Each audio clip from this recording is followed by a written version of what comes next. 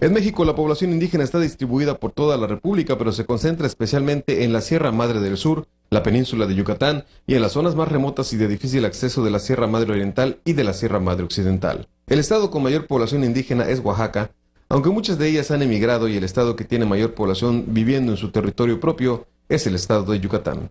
A pesar del mestizaje, grupos étnicos como zapotecos, mayas, nahuas, purépechas, mixtecos, yaquis, quicapúes y otomíes han logrado mejorar sus condiciones de vida y se han adaptado a la cultura del comercio y la globalización. De acuerdo con el Catálogo de las Lenguas Indígenas Nacionales publicado en el año 2008, en México se hablan 364 variantes lingüísticas agrupadas en 68 agrupaciones lingüísticas y 11 familias lingüísticas. En 2012, un cálculo del Instituto Nacional Indigenista, hoy Comisión Nacional para el Desarrollo de los Pueblos Indígenas, reveló que la población indígena en México era de aproximadamente 15 millones de personas. En contraste con otros países de América Latina donde los pueblos indígenas corresponden en su mayoría a un solo grupo lingüístico, en México existen 68 pueblos indígenas que hablan 82 lenguas diferentes con estas 364 variantes. La Constitución Política de los Estados Unidos Mexicanos reconoce como lenguas nacionales a las lenguas de estos pueblos en la misma categoría que el español.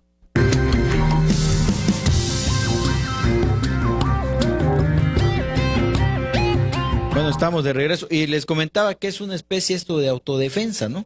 Así es que la verdad, pues nosotros hemos observado, inclusive solamente con el término indígena, ¿verdad? Cuando te dicen, eres indígena, la gente piensa, bueno, ¿qué? ¿Tendré taparrabo o qué, no? Pero no es ese realmente. La cultura es la cultura maya. No creo, no es posible que se siga utilizando el término indígena, indígena de indio, ¿verdad? Aquí no hay indios. Los españoles se confundieron cuando pensaron que había llegado a las Indias y ahí habían indios. Desde ahí empieza el problema. Ahí empezó ¿no? mal la cosa. Claro. Entonces ahora tenemos ese estigma de que no eres indígena y no te mezclas con nosotros. No es posible eso. La discriminación actual todavía sigue, persiste, no se ha podido combatir.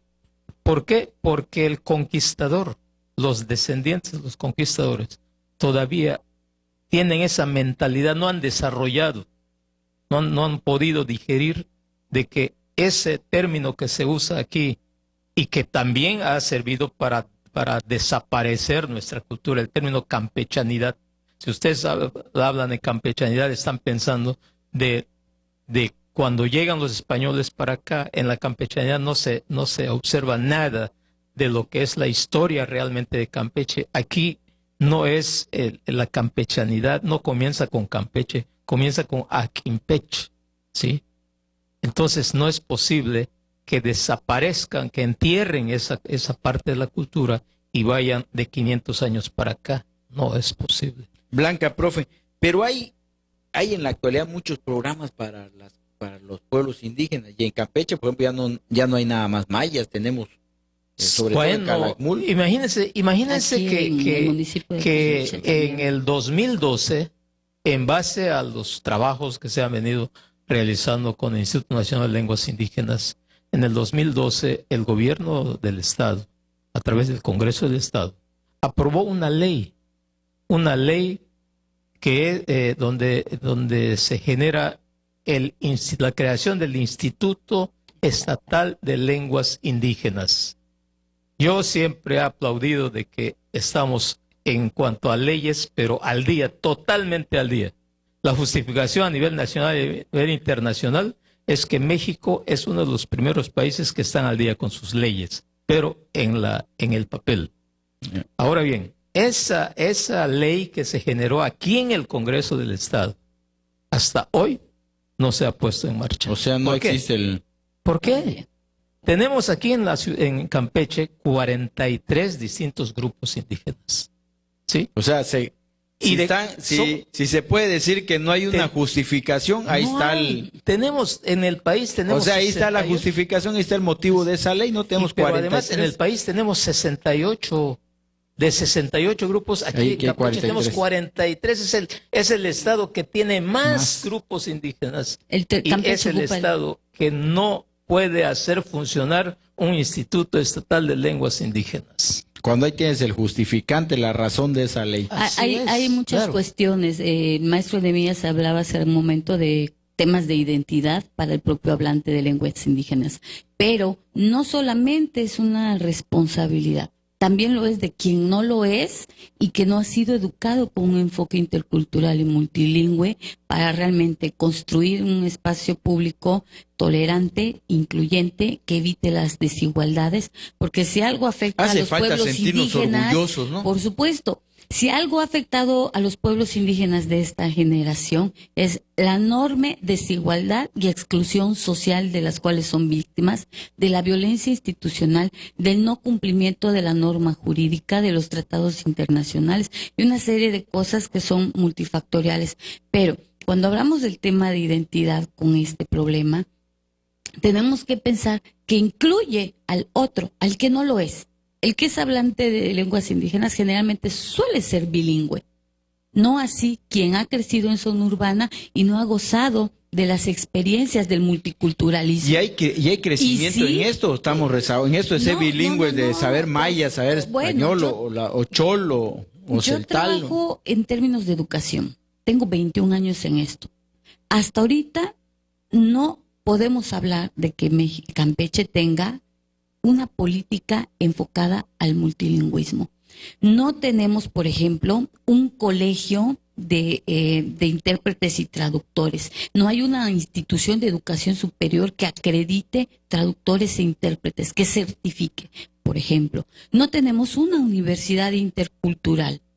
No tenemos docentes bilingües realmente formados con certificaciones para formar a la nueva generación que forma esta juventud que está es la población económicamente activa y que va a enfrentar los retos que en este momento está enfrentando Campeche para el combate a la pobreza. Pero además no tenemos recursos didácticos. No existe. Estamos hablando de... ¿Por qué el instituto hasta ahorita no? Así es, no existe interés. Miren, nosotros, por ejemplo, trabajamos en forma voluntaria. Claro. No por amor al dependemos arte de ninguna institución. Por ejemplo, nos abrieron un espacio en el área del Politécnico y ahí estamos dando clases de maya. Sí. En Casa Vieja estamos dando clases de maya. En la Casa de la Cultura en la Casa de la Cultura Maya estamos dando clases de maya. Esto solamente es un esfuerzo nuestro. Es muy poco lo que podemos hacer con nuestros propios recursos. Es más, hace unos días decíamos, vamos a festejar el Año Nuevo Maya. Bueno, el Año Nuevo Maya coincide con el gregoriano el 26 de julio.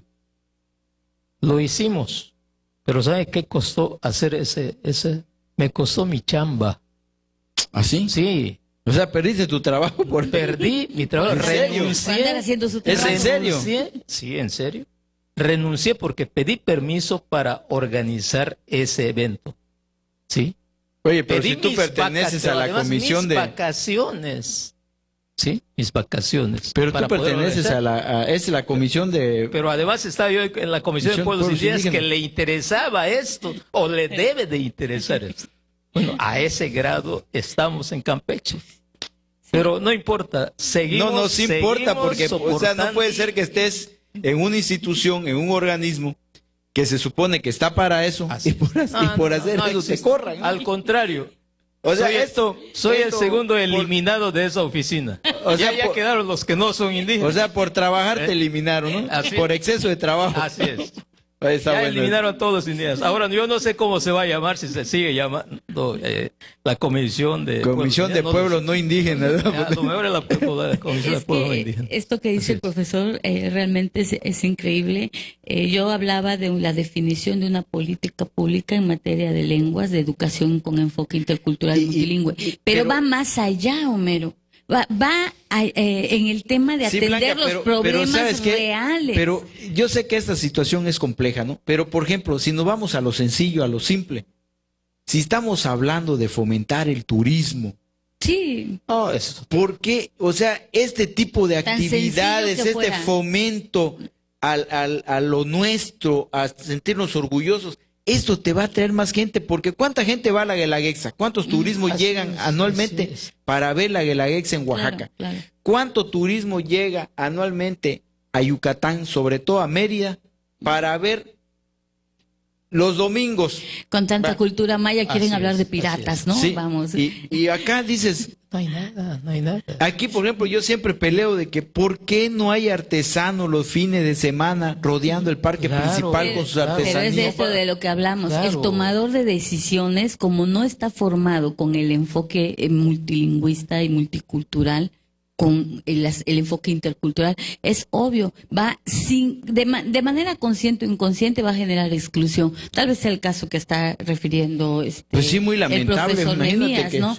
que por hacer su chamba te digan, pues ya no trabajas de acá. que lleguen tomadores de decisiones a instituciones que son nodales, ¿verdad? Y que con una visión parcial, sesgada, y lo que es peor, con esos matices de prejuicios, tome decisiones y perjudica sin tener la visión amplia, una planeación, sin la administración correcta de los presupuestos escasos, una serie de cosas, ¿no? Obviamente que van a empezar a darse Pero casos cuando, como estos. fíjate, yo veo, por ejemplo, este señor que es el director de la comisión, o no sé si sea presidente, que sea el profesor Enrique Muñoz Herrera, que ha sido alcalde, diputado, y ahorita tiene ese cargo. Digo, debe tener mucha imaginación, o a lo mejor no hay presupuesto en la comisión, pero hay que tocar puertas y él tiene muchas amistades.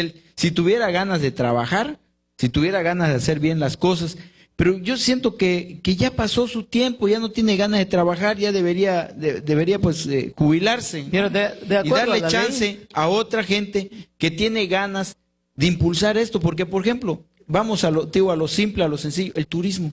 Ujú. ¿Cómo no tenemos ahí en el parque, ahí donde están todos, ahorita que estamos en Por eso temporada de está tan vacaciones, mal, Checo. cómo no tenemos ahí a la gente de las comunidades trabajando sus artesanías, no vendiéndolas, trabajándolas ahí para que lo vean? Porque Acciones de coordinación. ¿cómo no Es tenemos atractivo. ahí los ballets folclóricos, Claro, ¿no? claro, De esas claro. comunidades que vienen acá a la vaquería, que reúne a miles de gentes aquí en la Plaza de la República. ¿Cómo no tenemos todo eso? Cuando de ahí sale, de ahí surge. Claro, ese y solo- como eso, hay un montón de gente que viene blanca de otros estados de la República, Que Por quisieran ver supuesto. de otros Pero países, y este que viene a ver también gastronomía. Claro, así Esta es una así parte es, importante de lo así que mencionas, cultura y turismo, pero es digamos como la columna vertebral, porque atiende la parte en que el espíritu humano puede ser creativo, desarrollar, transformar la cultura, innovar, una serie de cosas, pero va más allá de quedarse con que el tema de los pueblos indígenas solo va a reflejar o generar autoempleo, por No. ejemplo, en el área de turismo. No, yo iba, por Hay ejemplo, yo sabes a qué una- iba, a que les vayan diciendo allá a las comunidades, oigan, hay que sentirse orgullosos de lo que son Claro. ustedes. Por Así supuesto. Y hay que proyectarlo. Mínimo. El turismo es un Así nicho es, de mercado así es. para el autoempleo. Y hay que para proyectarlo para lo pueblos que tú nos indígenas. estás diciendo. Óyeme, yo quiero ser bilingüe porque aquí Claro. puedo empezar a Por contribuir a supuesto. desarrollar. mi Bilingüe y economía. trilingüe, ¿no? Claro. O sea, Pues vamos a un corte y regresamos. A eso iba, que dices, empezar